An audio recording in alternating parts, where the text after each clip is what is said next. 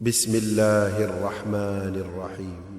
حرمت علیکم المیتۃ والدم ولحم الخنزیر وما أهل لغیر اللہ بہ، تم پر حرام کیا گیا مردار، خون، سور کا گوشت،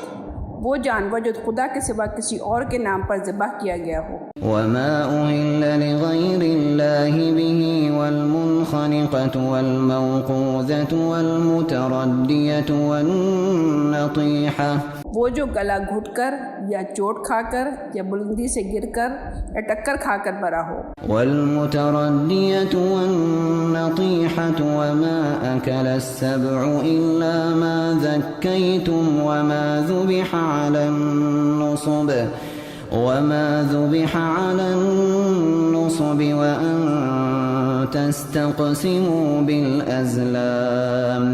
ذلكم فسق، یا جسے کسی درندے نے پھاڑا ہو سوائے